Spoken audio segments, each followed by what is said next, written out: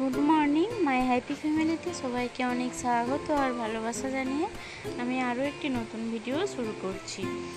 তো সকালবেলায় দেখো কি অবস্থা, সকালবেলায় যদি এরকম বৃষ্টি হতে থাকে তাহলে বলো মানুষের কি মানে কোনো কিছুই তো সেইভাবে ঠিকঠাক হবে না, না সারাদিনটা কি ঠিকঠাকভাবে কাটবে? সন্ধ্যে থেকে হতে পারতো কি বিকেল থেকে হতে পারতো, কিন্তু প্রকৃতি আর কার কথা শুনবে। ও আমার সোনাটা নিজে নিজে মুড়ি খেয়ে নিচ্ছে, গুড বয় একবারে কেমন করে বসেছে দেখো, আচুনে বসে এই জানি একটু মুই আছে একটু মুই। আর এই যে দিদি আবার খাচ্ছে দেখো, পেঁয়াজ খেতে পেরে গেছে আবার কেটে খেয়েটা। হ্যাঁ টমেটো পেঁয়াজ দিয়ে মুড়ি মুড়ি জল জল থালা আসুন জল খেলা হামাম করে খেলো। হ্যাঁ সব মুড়ি খেয়ে নেবে, হ্যাঁ ইচ্ছে খেয়ে নেবে। হ্যাঁ আমি রান্না করছিলাম, আমাকে ডেকে আনলো, মা দেখো দেখো দেখবে আসো কি বানাচ্ছি বলে গ্লাসটায় ওই মাটিগুলো তুলে আর একটু চিপে দিচ্ছে, দিয়ে কেমন ছেড়ে দিয়ে দিয়ে ওইগুলোকে কিভাবে বানাচ্ছে দেখো। ও কিন্তু কারো কাছে এটা শিখেনি নিজে, এই দেখো কত সুন্দর দেখাচ্ছেও কিন্তু ভালো। তো আমি তাই বলছিলাম যে হ্যাঁ খুব ভালো হয়েছে তো, খুব ভালো বানিয়েছে তো, এরকম বলছি। ওরা তো হাসছে আবার বানাচ্ছে, এইরকম করে ও খেলা করছে। রোদ্দুর তো নেই ওই জন্য এখানটা একটু খেলা করে নিচ্ছে। আর আমি রান্না টান্না সেরে নিয়েছি, তারপর এইখানে কি করছি বলো তো, এই যে ছোটো ছোটো আলুগুলো ঢালা আছে দেখছো, তো চেঙালটাতেও কয়েকটা আলু ছিল, অনেক কটাই ছিল জানো তো। ওই ভাজা করে নিয়েছি আর কিছু কতক রয়েছে দেখছি, অনেক অনেক মধ্যে আলু নষ্ট হয়ে গেছে। তো সেইগুলোকে ফেলে দেবো, গন্ধ ছাড়ছে। আর তার মধ্যে যেইগুলো ভালো ভালো আছে সেগুলোকে ফুটে ওইখানটায় রেখে দিচ্ছি। আর আবার ওইখানটাতেও মানে দুয়ারটায় যে ঢালা আছে ওইখানটাতেও প্রচুর আলু নষ্ট হয়ে গেছে, ছোটো ছোটো আলুগুলো। তো প্রচণ্ড তাপ তো তাই। আর সেই ঘরে আমাদের যে আলু ঢালা ছিল প্রত্যেকটা আলু মানে হয়তো 50 কেজি যদি আলু ঢালা থাকে তার বোধহয় 2 কেজি ঠিকঠাক বেরিয়েছিল নাকি তা সন্দেহ। এত গরমে ওই 50 কেজির মতো আলু আমাদের নষ্ট হয়েছে জানো তো। তো তখন আমি বলেছিলাম যে কিছু আলু বিক্রি করে দাও তো, এত গরমে আলু থাকবে না, কিন্তু তোমার দাদাভাই কথা শোনেনি। আর তো আলুগুলোকে রেখেছিল এইভাবে। আর সেই ঘরটায় প্রচুর গরম তাপ, মানে রাস্তার সাইডেই তো, রাস্তার তাপটাও ওই ঘরটায় থাকে, প্লাস যখন থেকে সূর্য ওঠে আর ডোবা পর্যন্ত একদম ঠিক প্রচণ্ড রোদ লাগে ঘরটায়। তো তার জন্য সেই ঘরটায় একটু বেশি তাপ। তো সেই ঘরে খাটের তলায় যে কটা আলু ছিল হয়তো আমরা 3 থেকে 4 দিন খেয়েছি, তা বাদে সব আলু এরকম নষ্ট হয়ে গেছে জানো তো। আর সেগুলো বড় বড় আলু রাখা ছিল। তো আলুর কীরকম দাম বলো এই বছর, তারপর কত কষ্ট করে পরিশ্রম করে আলুটা চাষ করে বাড়িতে আনতে হয়েছে, ফসলটা ফলিয়ে বলো তো। আর খরচ তো আছেই, মুনিশ করে করে লাগানো, মুনিশ করে খোলা, হ্যাঁ তারপর তো ওষুধ দেওয়া, আর পরিশ্রম তো নিজেদের রয়েছেই। তো এই সব কিছুই ল্যাপস হয়ে গেল। ঘরে আনার পরেও তোমরা তো দেখেইছো এখানে ঢালা ছিল, বেছে বেছে তারপর রাখা হয়েছে, তো সব আলু নষ্ট হয়ে গেছে এরকম। আর একবার করে এই যে আমি ফাঁকটা শুধু তোমাদের দেখাচ্ছি, ওয়েদারটা মানে এত খারাপ লাগছে, এত কষ্ট হচ্ছে যে এইরকম সারাদিনে এরকম আবহাওয়া একটু যদি রোদ বেরাতো তাহলে ভালো লাগতো। আর কাপড়গুলো মিলেছি, বাতাসে শুকিয়ে যাবে। আর উনানটা লিখিয়ে নিয়েছি, রান্না হয়ে গেছে। তো আজকের মেনুতে কী ছিল জানো তো, এই যে মাছ দিয়ে আলু দিয়ে ঝাল করা ছিল, সর্ষে বাটনা আর পেঁয়াজ দিয়ে, রিচ নয় প্লেন তরকারি। আর এখানে ছিল ডাল, মুসুরির ডাল, একটু পাতলা করেই করেছি আর কম করে তেল দিয়ে প্রত্যেকটা আজকে তরকারি। আর ছিল এই যে ছোটো ছোটো আলু ভাজা।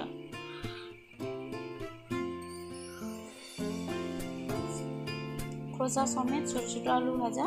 আর এই যে ডিবে দুটো ধুয়েছি, ডিবে দুটো একটু গরম জল করেছিলাম, গরম জল দিয়ে তারপর ধুয়েছি, বেশ পরিষ্কার হয়েছে, জানো তো ভালো লাগছে। আর বাবা আসার সময় এই যে জিলিপি কিনে এনেছে, দেখো এগুলো মুগের জিলিপি এইখানে না পাওয়াও যায় না, ঘোড়ারে এগুলো পাওয়া যায় না, এগুলো মনসুরাতেই পাওয়া যায়। তো যখনই সেখানে হয় বাবা নিয়ে আসে, তো মা দিল, আর তখনই আমরা সবাই মিলে খেতে বসে গেছি। মানে মিষ্টির লোভটা তো বিশেষ করে আমার আছে, কিন্তু আমারই না খেলেই ভালো হয়, আমার খাওয়াটা একদম ক্ষতিকর শরীরের পক্ষে। কিন্তু এই যে এইসব জিনিস তো আর সবসময় পাওয়া যায় না, তো খেয়েই নিয়ে এইরকম। তোমাদের দাদাভাইকে দিলাম একটা, সে ফাঁকটায় বসে আছে, আর এই যে ওকেও দিলাম, তারপর আমরাও খাচ্ছি। আর রাত্রির জন্য নিয়ে এসেছিলো এই যে মিষ্টি, পান্তুয়া, রসগোল্লা, এগুলো নিয়ে এসেছিলো। এগুলো এখন ফ্রিজে ঢুকিয়ে দেবো, নাহলে তো গরমে নষ্ট হতে পারে, আবার পিঁপড়েও হয় এখানে আমার। দেখো টিকলু কেমন নাক ডাকছে।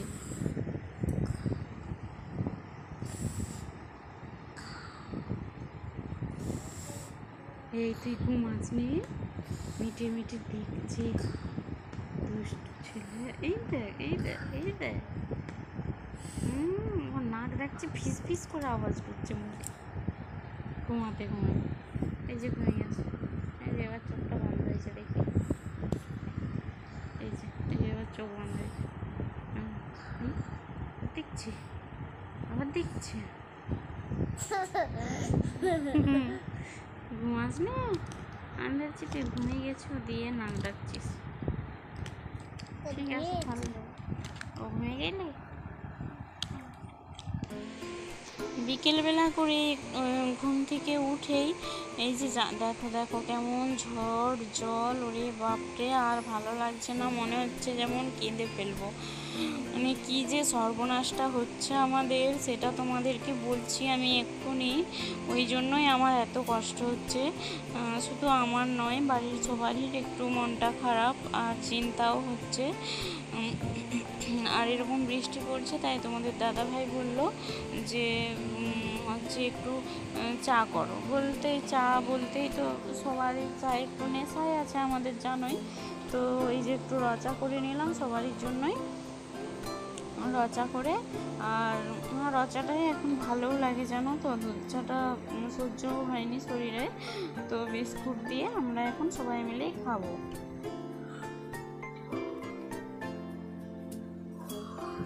তাকে বললাম যে দুটিখানি মুড়ি খাবে, বলছে না মুড়ি খাবো না, একটা বিস্কুট দাও।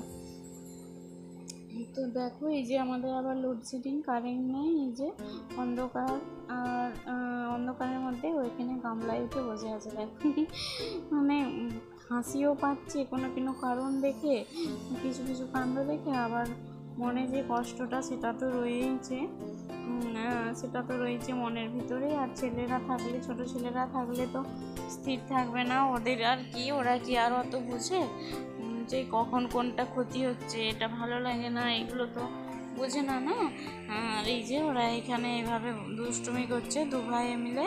আর দেখো কারেন্ট নেই, তোমাদের দাদাভাইও এখানে বসে আছে, তারও মনটা খারাপ খুবই, চুপচাপ এই যে বসে আছে। তো এবার আমরা এখানটায় চা খেতে বসবো সবাই মিলে।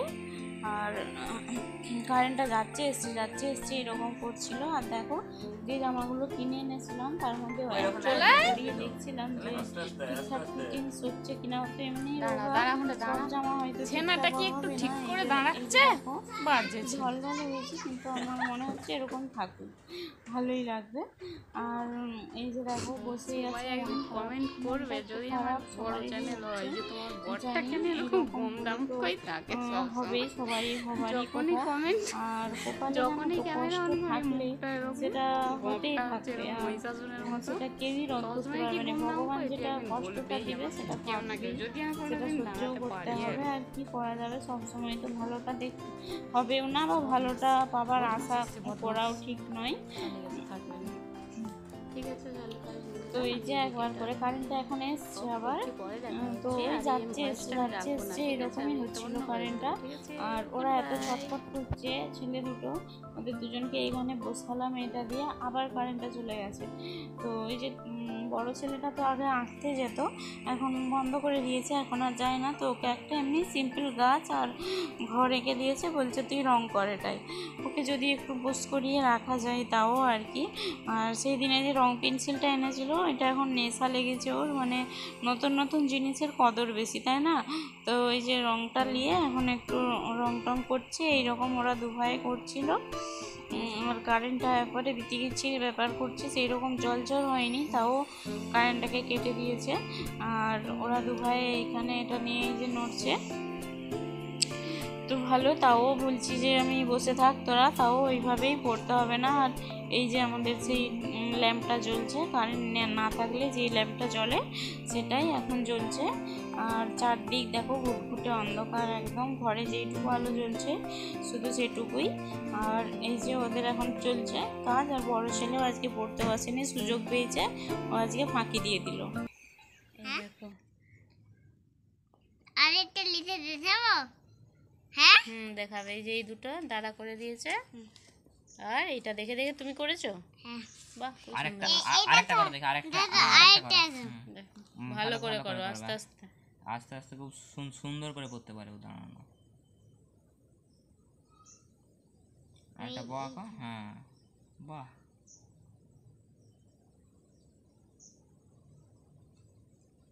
বাহ, ভেরি গুড।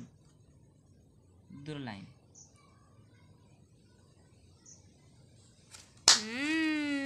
সেরা। দারুণ হয়েছে কিন্তু।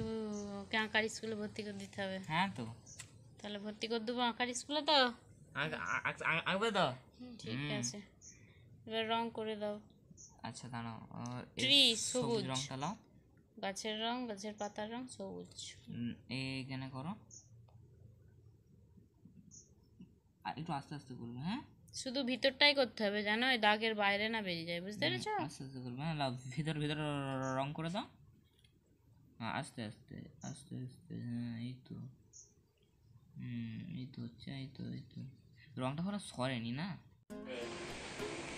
তো দেখো এই যে কারেন্টটা চলে এসেছে, আমি এখন করে নেব রুটিগুলো। নাহলে ভেবেছিলাম তো মুড়ি খাইয়ে শুয়ে দেবো সবাইকে, কিন্তু যেহেতু কারেন্ট এসে গেছে তাহলে যাই রুটিটা করেই নিই। আর কেন মুড়ি খেয়ে সারা রাত কাটাবে তাই। আর ছেলে দুটোকে করে দেবো পরোটা, তোমাদের দাদা ভাইয়ের জন্য করেছি 3টে রুটি। আর গুনে গুনে একদম 3টেই পরোটা করছি, কারণ বড় ছেলে খাবে 2টো আর ছোটো ছেলের জন্য 1টা। আর জানো তো আজকে আমাদের কি সর্বনাশটা যে হয়েছে, মানে সকালবেলায় চারজন মুনিশ করা ছিল, তো তার মধ্যে 2জন আসেনি আর 2জন এসেছে। আর তোমাদের দাদা ভাই ছিল, তিল যে কাটা হয়েছিল, তো সেই তিল মেলার আজকে দিন ছিল। তো জানে যে দিনের বেলাটা ফাঁকা থাকবে, তো মুনিশ দিয়ে আর তিলটা মিলেও দেওয়া হয়েছে, অনেকটা তিল মেলা হয়েছে। আর তারপর এরকম সকালবেলা জানো তো ঝমঝম করে বৃষ্টি এসে গেছে। তো বলো, তিলগুলো অত কষ্ট করে কেটে মুনিশ দিয়ে কত পরিশ্রম হয়েছে, আর তার জন্য এবার যদি এইভাবে জল হয়ে তিলটা নষ্ট হয়ে যায় পুরো, তো কি সর্বনাশ যে মানে হয়েছে, সবারই তো মন মেজাজ খুব খারাপ বাড়িতে। কারণ অনেকটাই ফসল আমাদের কাছে, তো ওটাই অনেক হলো। আর কষ্টের জিনিস যদি না ঘরেই আনতে পারে, এত কষ্ট করে খরচ করে জিনিসটা তৈরি করেছে, তিল তিল করে বড় করেছে, আবার মরিচ দিয়ে কাটিয়েছে, তারপর নিজে যেয়ে সেগুলো মানে এক কাছে জড়ো করে গাদ দিয়েছে তোমাদের দাদাভাই। আর সামনেও নেই, এখানে যদি আনা থাকতো তাহলে হয়তো আমরা দুজনে মিলে একটু একটু করে নিতে পারতাম। তো সেটাও হয়নি, মাঠের মাঝখানে যেতেও পারিনি সেখানে। আর মনীষরা মিলে সবাই মিলে দিয়েছিল, তো আবার জল আসতে সব গুঁড়িয়ে রেখে দিতে হয়েছে, জানো তো। মানে এত খারাপ লাগছে, আর তোমাদের দাদাভাইও ভীষণ মন খারাপ করে বসে আছে। আর আমাদেরও খুব চিন্তা হচ্ছে যে কী সর্বনাশটা যে হলো তার ঠিক নেই, জানি না, যা হবে হবে। তো চলো ভিডিওটাও আমি এখানেই শেষ করে দিচ্ছি।